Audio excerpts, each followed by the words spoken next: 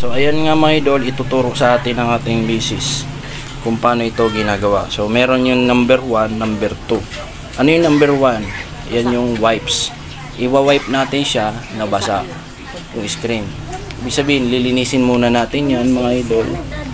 Tapos sunod, may 6i. So ayan, paano magpalit? Ayan. Basa. Siyempre, unahin mo muna yung basa, pupunas-punasan mo siya. Huwag yung pupunasan ng Clorox ha.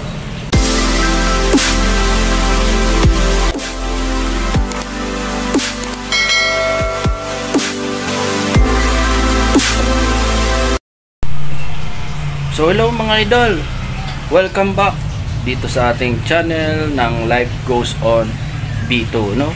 So bakit B2 mga idol, no? Pag hanapin nyo dyan ako sa YouTube or sa Google, Life Goes On space V2, as in victory, number 2. Kasi meron na kasing Life Goes On na life, no? So pag hanapin nyo ako, Life Goes On V2, okay, space V2. So yan ang ating channel, ano. So ngayon mga idol, for today's video, ang itatopic natin ay kung paano tayo magpalit ng tempered glass ng ating cellphone, no. So papakita natin kung paano palitan yung tempered. Itong tempered, oh, may tempered yan mga idol, para hindi pag nahulog mo yan, ay nahulog, madali mo siyang hindi siya mababasag yung LCD. So protection yon. Tapos meron naman tayo tinatawag carbon sa likod, no? Aside from case, cellphone case, meron tayo tinatawag na carbon. Ano naman ang carbon? Para hindi siya bagasgas. So pag ang cellphone mo mamahalin, syempre bibilan mo yan ng mga protector, no? At mga protection screen, kasi hindi man pwede na mabasag. Actually, itong ang gamit kong cellphone na 8128 na Oppo A9 ito, A9 ay 8128 ito. So nahulog na ito, so hindi pa rin siya nasita. So ayan mga idol, no. So maganda yan, bilagyan natin yan ng case, pero mas maganda kung may tempered glass sa harap, ano. So may mga klase ba tayong cellphone na tempered glass? Iba-iba ba ang tempered glass? Oh, yung tinatawag daw na may full screen. Ano pa? No, yung normal lang ang screen, natural lang ang screen. Pero karamihan kasi pag nagpo-full screen mga idol, ay makikita mo na maganda rin ang mas mahal yun, mas mahal, no? So titingnan ko kasi baka may tao sa labas, no? So ayan, no. So let's go, panoorin natin kung paano ito ginagawa. Okay? So ayan nga mga idol, ituturo sa atin ng ating misis kung paano ito ginagawa. So meron yung number 1, number 2. Ano yung number 1? Yan yung wipes. Iwa-wipe natin siya na basa yung screen. Ibig sabihin, lilinisin muna natin yan mga idol. Tapos sunod ay ida-dry mo siya, no? So dry. So ito ang pupunas mo naman. So gayon, subukan natin gawin. Ito na. So papalitan natin. Anong unit yan? Realme 6i. Realme 6i. So ayan, paano magpalit? Ayan. Basa. Siyempre, unahin mo muna yung basa, pupunas-punasan mo siya. Huwag yung pupunasan ng Clorox ha.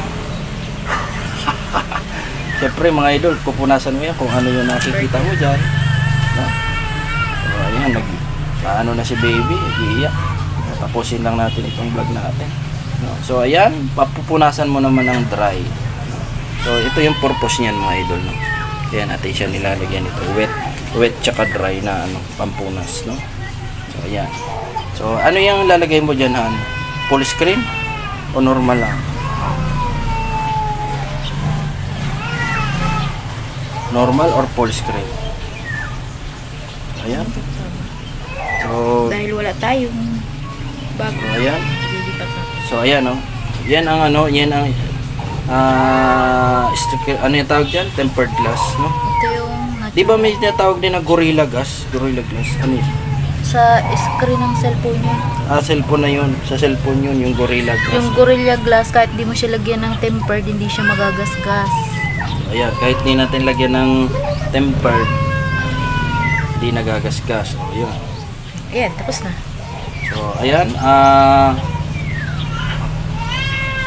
Yan natin. So pinunasan, siyempre ti-checkin mo yan. Ti-checkin muna natin.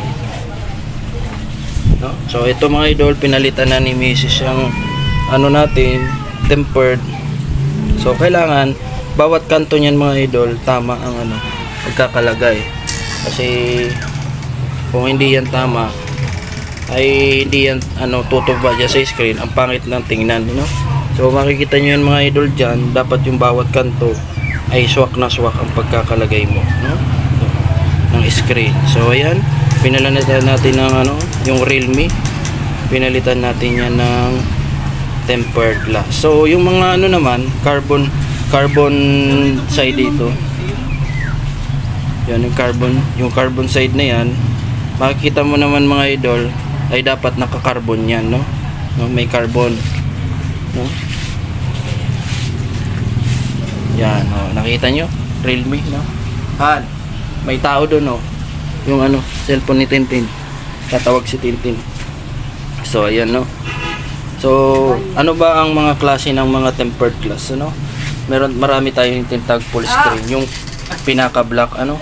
So yan, okay? So kita mo yan, no? Ganyan lang. Actually madali lang magpalit niyan, kaya lang siyempre titingnan mo yung mga bubbles, kasi minsan mga idol may mga bubbles yan, no? So pag may bubbles yan dito sa screen, may bilog-bilog, kailangan mong hagurin yan ng ganyan, oh. Pero hindi ito ang gamit mo. Ang kailangan mo yung wipe, may wipe yan. So ito yung wipe, ano? Wiper. Yan, oh. So ayan. So ayan, no? Wiper. Dry tsaka yung wet. Unahin mo na yung wet, huwag mo yung dry, ano? So ayan mga idol.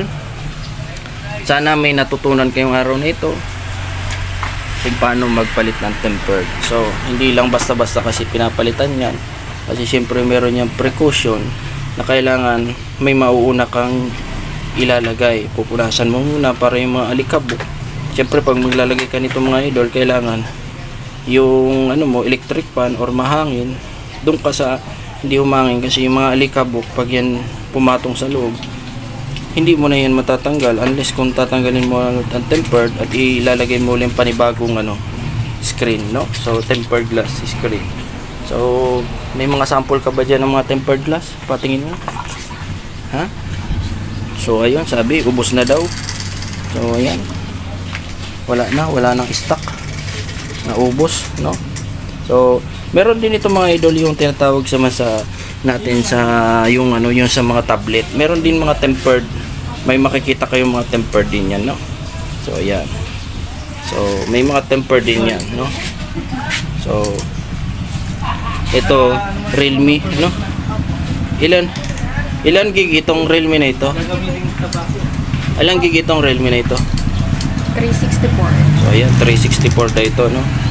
So abangan nyo mga idol ang susunod nating mga tutorial ng part na ito, kung paano magpalit ng tempered, ng carbon, ng LCD screen, paano i-flash yung mga naghang, i-bypass, no? Yung meron tayo tinatawag na bypassing, yung halimbawa naghang tapos na-virusan, binabypass yun mga idol, no? Binabypass natin. So ano ang ginagamit nun minsan pag nagpa-bypass tayo? Pumuli ang ginagamit natin mga idol, may mga computer, no?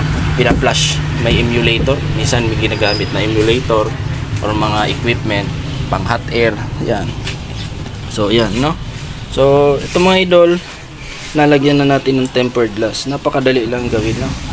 So kung kayo maglalagay din, siguraduhin yung mga idol na tama, ano? Kasi pag hindi yan tama, ang ano niyan, pagkakalapat ng alignment ay hindi mo yan makikita diyan, no? Lalo na dito yung pinaka ng camera, no?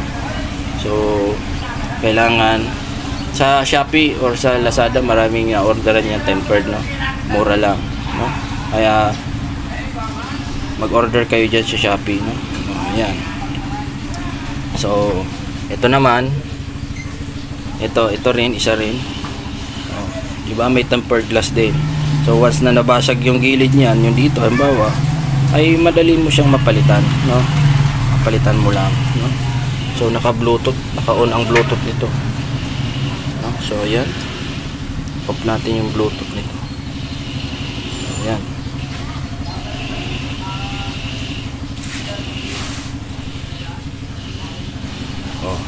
So okay na ano. So ayan mga idol, hanggang dito na muna natin yung tutorial, no, nitong Realme 360. So ayan nga mga idol, no, napalitan na natin ng ano, tempered glass itong ating isang cellphone na pambenta, no.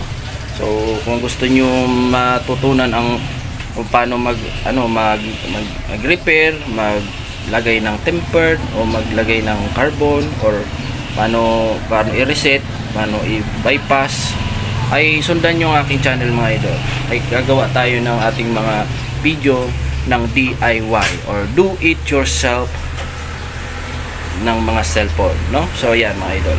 So ngayon mga idol, sana naman huwag niyong kalimutan na i-subscribe ang aking channel, click notification bell button all para naman atin masundan nyo ako sa aking mga video na susunod ko ilalabas, no? So salamat sa inyong panonood. God bless you all. Shout out ko muna ang last winner ng ating pag-giveaway ngayon. Ang haba ng ating oras ng pag-giveaway, nahulaan niya. Ang sagot, water inlet valve. Ito yung pump ng ano, valvula ng ating washing machine ng automatic. Pag ito'y nasira ay hindi magkakarga, no? Hindi magkakarga ang ating ng tubig, no? So ito yung sample niyan, meron yan sa Shopee.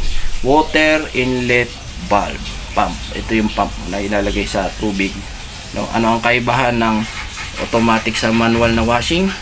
Ang automatic, ilalagay mo yan dito sa pump, sa gripo, buksan mo lang kasi para magkakarga yan ng sarili. Pero ang manual mga idol ay kailangan mo siyang manualin na lagyan ng tubig sa hose. Okay, so ayan mga idol, salamat sa inyong panonood. Hanggang dito na muna ang ating channel. God bless you all.